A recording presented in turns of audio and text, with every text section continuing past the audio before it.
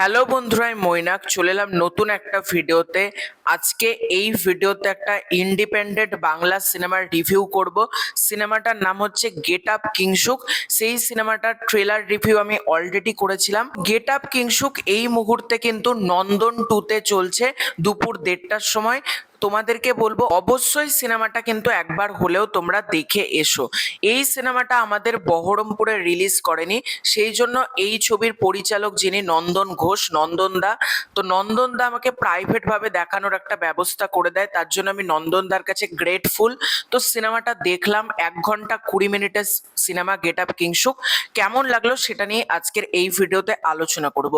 এই সিনেমাটার গল্প সম্পর্কে স্পয়লার না দিয়ে যদি ছোট্ট করে ধারণা দিই, এখানে কিংসুক যে চরিত্রটা, যেটা প্লে করছে শাহির দাস, শাহির রাজ। এবার এই চরিত্রটার কিন্তু স্লিপিং ডিসঅর্ডার রয়েছে, মানে রাত 2টোর আগে ঘুম আসছে না, অফিসে যেতে লেট হয়ে যাচ্ছে, নানান রকম সমস্যার মধ্যে দিয়ে কিংসুক যাচ্ছে। এটার ওপর বেস করে একটা কমেডি ছবি তোমরা বলতে পারো, একটা লাভ অ্যাঙ্গেলও রয়েছে এবং ইমোশনাল মোমেন্টসও কিন্তু বেশ কিছু রয়েছে। এর থেকে যাবতীয় জানতে গেলে তোমাদেরকে এই সিনেমাটা সিনেমা হল থেকে গিয়ে দেখে নিতে হবে। এই সিনেমাটা কেমন লাগলো আমাকে যদি এক লাইনে বলো, আমি বলবো এই সিনেমাটা বেশ বেশ বেশ ভালো একটা সিনেমা। বহুদিন বাদ এত সুন্দর একটা মিষ্টি ছবি দেখলাম, একটা অন্যরকম ছবি দেখলাম। মানে এই রকম ছবি কিন্তু বাংলাতে হয় না, যে একটা স্লিপিং ডিসঅর্ডার নিয়ে এত সুন্দর একটা সিনেমা। প্রথম পজিটিভ দিক কি? প্রথম পজিটিভ দিক হচ্ছে এই সিনেমাতে যারা যারা অভিনয় করেছে, শাহির দা থেকে শুরু করে ভাগ্যশ্রী দি এবং দীপান্বিতা দি রয়েছে এই সিনেমার মধ্যে। আরো যারা যারা রয়েছে আমি সবার নাম জানি না, তার জন্য আমি এক্সট্রিমলি সরি, কিন্তু যারা যারা এখানে অভিনয় করেছে প্রত্যেকের পারফরমেন্স কিন্তু খুব ভালো। বিশেষ করে শাহির দার যে দুজন বন্ধু রয়েছে, তাদের দুজনকে আমার দারুণ লেগেছে। তাদের পারফরমেন্স কিন্তু দুর্দান্ত, মানে তারা যেরকম কমেডির কাজ করছে, এখানে আসছি তো প্রত্যেকের পারফরমেন্স কিন্তু বেশ ভালো এবং প্রত্যেকে যেহেতু অভিনয় খুব ভালো করেছে, এটা কিন্তু তোমাদের ভালো লাগবে। এবার যদি আসি সেকেন্ড পজিটিভ দিকে, সেকেন্ড পজিটিভ দিক হচ্ছে এই সিনেমার মধ্যে কমেডি এবং বিভিন্ন সিনেমার কিন্তু এখানে রেফারেন্স রয়েছে, সেটাও কিন্তু বেশ ভালো।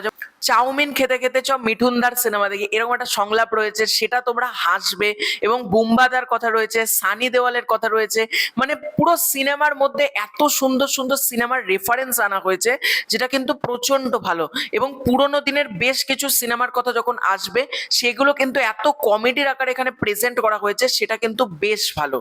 গেট আপ কিংসুকের মধ্যে ডায়লগের কাজ, এখানে কমেডির যে পাঞ্চ লাইনগুলো লেখা রয়েছে, জোর করে কাতুকুতু দিয়ে হাসানো না, কিন্তু যেরকম পাঞ্চ লাইনগুলো লেখা রয়েছে কমেডির, তোমরা কিন্তু হাসবে। কমেডির কাজ কিন্তু বেশ ভালো। এবং ইমোশনাল মোমেন্টগুলোতে যদি আসি, একবারে শেষের দিকে একটা ইমোশনাল মোমেন্ট রয়েছে, সেটার ব্যাপারে আমি ডিটেলসে ঢুকছি না। কিংসুককে ছেড়ে চলে যাচ্ছে অনেকে, এবার সেখানে যে ইমোশনাল মোমেন্টস গুলো দরকার বা যে সংলাপগুলো সেখানে ব্যবহার করা হয়েছে, সেগুলো এত রেলিভেন্ট। আমি ডিটেলসে ঢুকছি না, কারণ তাহলে তোমাদের সেই জায়গার মজাটা চলে যাবে। আমি সামান্য হিসেবে তোমাদেরকে বলছি, বেশ কিছু ইমোশনাল পার্টে এত দুর্দান্ত লাগবে সেখানে ডায়লগের কাজ, এবং সেখানকার যে এনভায়রনমেন্টটা ক্রিয়েট করা হয়েছে এতটা সুন্দর, আমার কিন্তু বেশ ভালো লেগেছে। কালার গ্রেডিং এর কাজের প্রশংসা করতে হবে, কালার গ্রেডিংও বেশ ভালো। সাউন্ড ডিজাইন এবং টেকনিক্যাল দিকগুলো, এখানে একটা র্যাপ সং রয়েছে অফিসের মধ্যে, সেই র্যাপ সংটা কিন্তু বেশ ভালো। মানে একটা র্যাপ সংটা হঠাৎই আসে এবং র্যাপ সংটা কিন্তু ভীষণ মজাদার, মানে যেরকম র্যাপ সংটা আমার কিন্তু বেশ ভালো লেগেছে। এই রকম সিনেমা কিন্তু বাংলাতে আরো হওয়ার দরকার, যেটা আমি মনে করি, কারণ এইটুকু একটা লিমিটেড বাজেটের মধ্যে এত সুন্দর একটা গল্প এখানে প্রেজেন্ট করেছে নন্দনদা সহ তার পুরো টিম। তাদেরকে কিন্তু অবশ্যই একটা হ্যাটস অফ জানানো উচিত। এবং ক্লাইম্যাক্সটা কিন্তু বেশ ভালো, মানে ক্লাইম্যাক্সটা এত সুন্দরভাবে সিনেমাটা এন্ড হয়।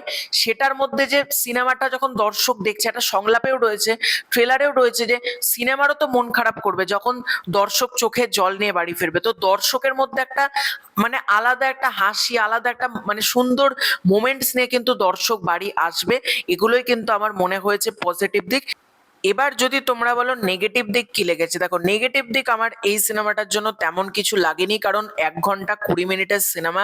তোমাদেরকে বলবো তোমরা যাও, তোমরা সিনেমাটা দেখো, এবং এই ধরনের সিনেমাকে কিন্তু অবশ্যই তোমাদের উচিত সাপোর্ট করা, এবং তোমরা কিন্তু সিনেমাটা গিয়ে বড় পর্দায় একবার হলেও চেক আউট করতে পারো।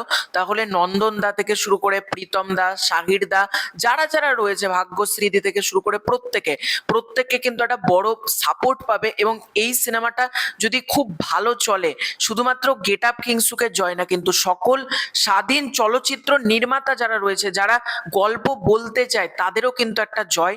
তো এইটা ছিল আমার রিভিউ। তো তোমাদের এই পুরো ব্যাপারটাকে কেন্দ্র করে কি মতামত কমেন্ট করে জানিও। খুব শীঘ্র দেখা হচ্ছে নতুন কোনো ভিডিওতে, ততক্ষণের জন্য বাই বাই।